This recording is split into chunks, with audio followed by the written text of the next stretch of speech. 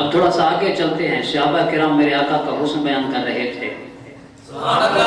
حسن میرے آقا کا بیان کرنے والے صحابہ کبھی میرے آقا کی زلفوں کی باتیں کرتے ہیں, کبھی میرے آقا کی آنکھوں کی بات کرتے ہیں, کبھی میرے آقا کے دانتوں کی بات کرتے ہیں, کبھی میرے آقا کے ہونٹوں کی بات کرتے ہیں, کبھی میرے آقا کی زبان کی بات کرتے ہیں, کبھی میرے آقا کی بات کرتے ہیں. تو میرے آقا کا حسن بیان کرتے کرتے بات چل نکلی میرے آقا کی کالی کالی کنڈل والی زلفوں کی. صحابہ کرام میں سے بعض فرمانے لگے میرے آقا کی زلفیں کانوں تک ہوتی تھیں. بعض نے فرمایا نہیں, کانوں تک نہیں بلکہ شانوں تک ہوتی تھیں. شانوں والی زلفیں, شانوں والی زلفیں میرے آقا کے شانوں تک ہوتی تھیں. علماء فرماتے ہیں کہ یہ بعض نے کہا کانوں تک, بعض نے کہا شانوں تک, یعنی کندھوں تک. اس کے اندر یہ وجہ کیا ہے, یہ اختلاف کیوں؟ حالانکہ صحابہ نے دیکھا ہے, دیکھنے کے باوجود اختلاف, دیکھنے کے باوجود اختلاف.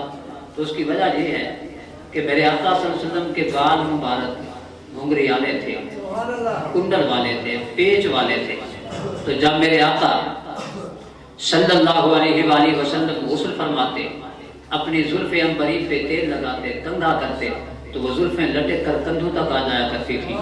اور جب وہ بال خشک ہو جاتے تھے تو ان پر چڑھ کے کانوں تک آ جایا کرتے تھے. جنہوں نے میرے آقا صلی اللہ علیہ وآلہ وسلم کو تازہ غسل فرمانے کے بعد, کنگھا فرمانے کے بعد دیکھا, انہوں نے کہا کہ کندھوں تک زلفیں تھیں.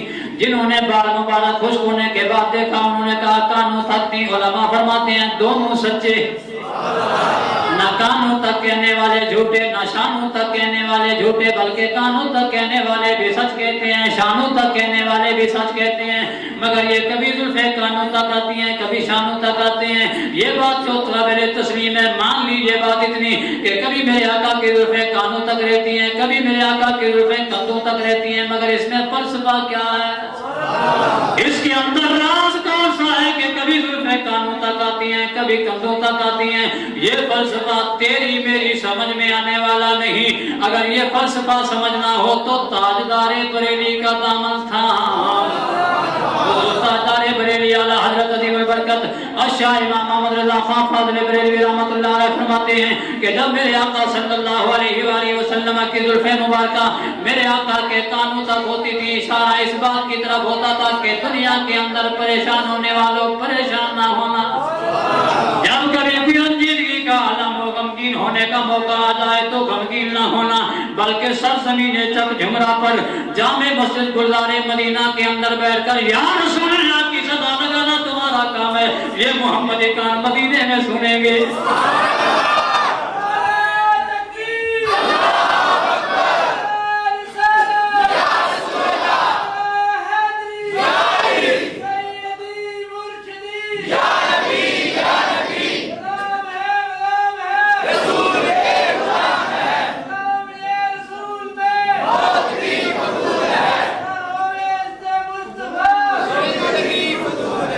یا رسول اللہ کی سدائیں بلند کرنا تمہارا کام ہے, مدینے کے اندر بیٹھ کر سننا مجھ محمد کا کام ہے.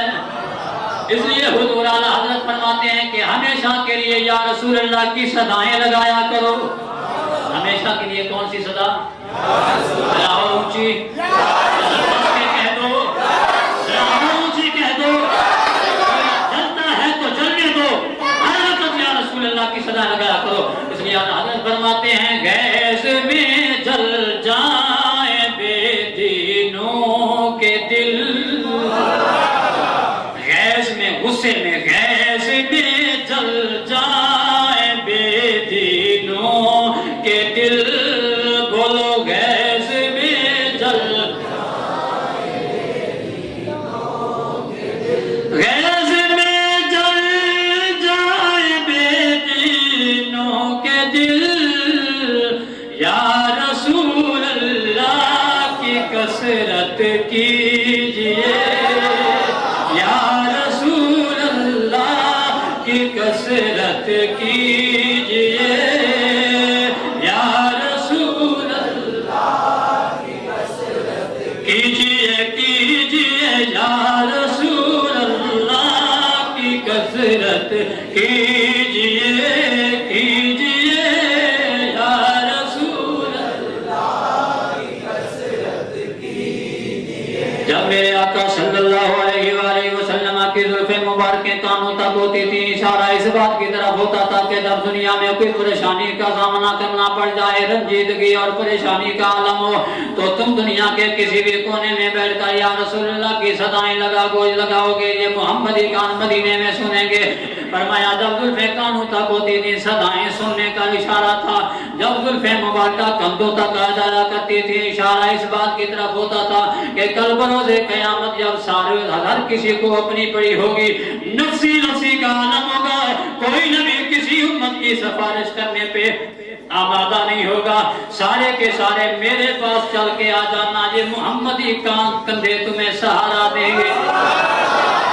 اس لیے اعلیٰ حضرت علیہ مرحمہ میرے آقا کے زلفوں کے حسن و جمال کو کبھی کانوں تک ہونا کبھی کندھوں تک ہونا، ان دونوں چیزوں کو اس کا فلسفہ بیان کرتے ہوئے فرماتے ہیں کہ دوش تک سنتے تھے فریاد اب آئے تا دوش، دوش تک سنتے تھے فریاد اب آئے تا دوش، تا بنے خانہ بدوشوں کا سہارا گیسو، تابنے خانہ بدوشوں کا سہارا گیسو، تابنے خانہ بدوشوں کا سہارا۔ میرے آقا صلی اللہ علیہ وسلم کی زلف مبارکہ کندھوں تک آتی تھی، تو اس لیے آتی تھی کہ جب تمہارا بوجھ اٹھانے والا کوئی نہیں ہوگا، جب سارے کہتے ہوں گے اذهبوا الى غیری اذهبوا الى غیری، فرمایا حوض کوثر پہ آ جانا، جام نہ پلاؤں تو محمد